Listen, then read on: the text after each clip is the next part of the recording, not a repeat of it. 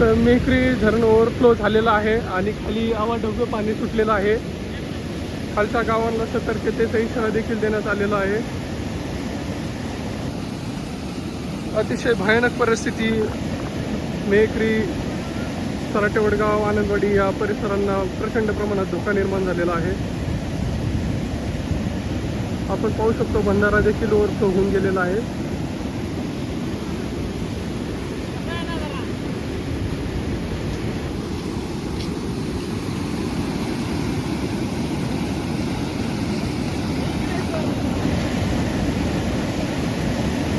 Overflow पाणी झालेलं आहे मंडळी. अतिशय भयानक आणि सतर्कतेचा इशारा देण्यात येत आहे. मेखरी धरण ओव्हरफ्लो झालेलं आहे आणि मेखरी धरणाखालचं सराटे वडगाव गावची ही परिस्थिती आहे. नदी अत्यंत रौद्ररूप धारण करून आहे. आपण पाहू शकता मोठमोठे झाडं देखील वाहून आलेले आहेत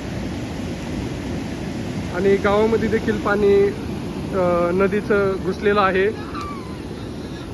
आपण पाहू शकतो आपण शेतात देखील पाणी घुसलेलं आहे.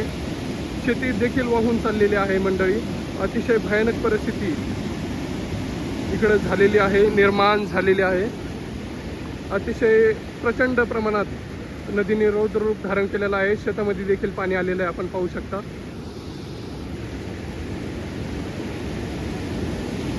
सराटे वडगाव मेखरी नदी आहे ही. तिनं मेखरी धरणाचं पाणी आलेलं आहे. मेखरी धरणाखालील एक गाव आहे सराटे वडगाव. अतिशय प्रचंड वेगात पाणी वाहत आहे इकडे. आपण पाहू शकतो अतिशय रौद्र रूप धारण केलेलं आहे. गावामधील देखील पाणी घुसलेलं आहे मंडळी. अतिशय वेगवान पाणी चालू आहे. पूल देखील वाहून जाण्याच्या भीतीमध्ये आहे. आपण पाहू शकतो प्रचंड वेगाने पाणी वाहत आहे. गावामध्ये देखील पाणी घुसलेलं आहे. अतिशय सतर्कतेचा इशारा देण्यात आलेला आहे. धरण ओव्हरफ्लो झालेला आहे सकाळी आणि गेले 2 ते 3 तासात नदी प्रचंड प्रमाणामध्ये भरलेली आहे.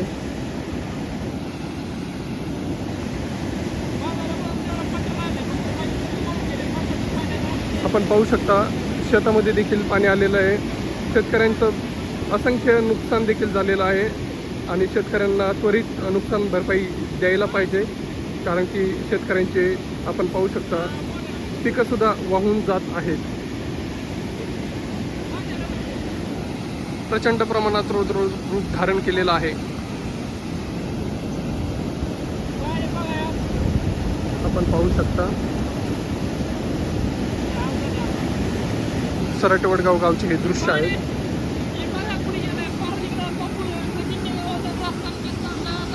हे पाहू शकता आपण गावामध्ये पाणी घुसलेलं आहे. शेतामधून पाणी गावामध्ये गेलेलं आहे. नदीचं काम देखील झालेलं आहे पण अतिप्रचंड वेगाने पाणी आल्याने सर्व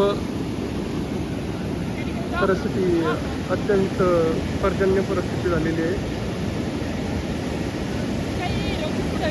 पाहू शकता तुम्ही.